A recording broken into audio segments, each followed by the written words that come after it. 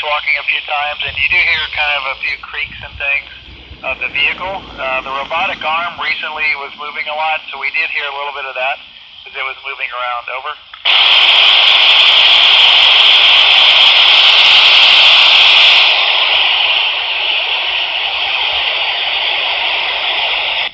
Well, I know there's 5 right now, and they're all attached to the space station. There are 2 Soyuz, Russian Soyuz spacecraft, and that's the ones our crews flew up on.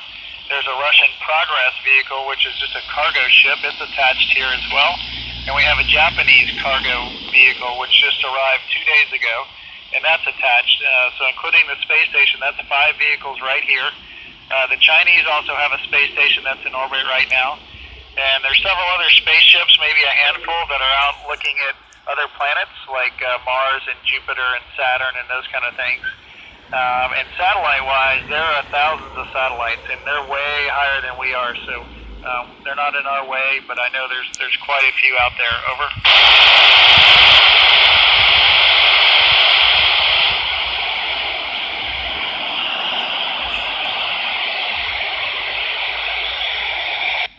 We typically have 6 astronauts on board the space station. We come up in groups of 3 because that's what the Soyuz, the Russian Soyuz spacecraft holds.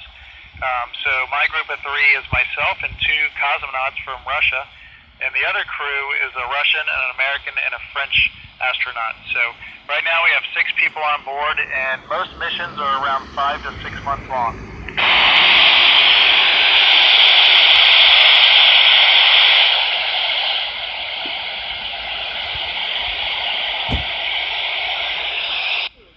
Spacewalking suits are very heavy, to answer your second question there. They weigh about 250 pounds on Earth, but of course up here they don't weigh anything, which is nice.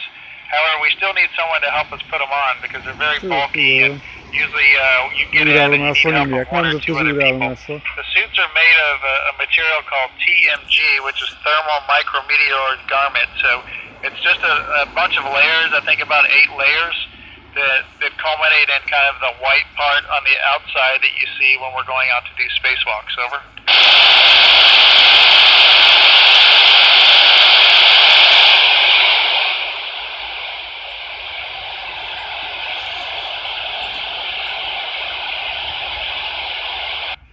We have a lot of machinery on board, as you might imagine. The most important things, I think, are the things that allow us to survive. So machines that produce oxygen for us to breathe, machines that scrub harmful contaminants out of the air so we don't breathe those.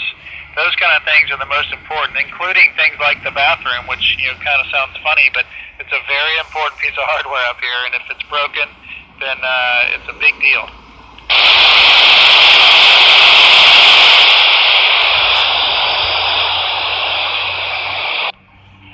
While we're flying around, we don't use a whole lot of fuel. The only time we'll use fuel is if we're going to reorient ourselves, which happens every few months or so. If another vehicle is arriving, we sometimes have to reorient the fuel. But in general, we do not use it.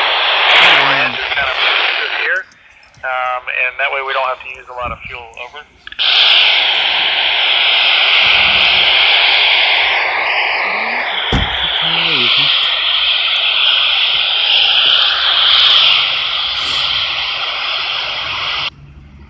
Wanted to be an astronaut, but before that I was engineer by schooling, and then I was a helicopter pilot in the Army, so my skills include flying Apache helicopters, and here at NASA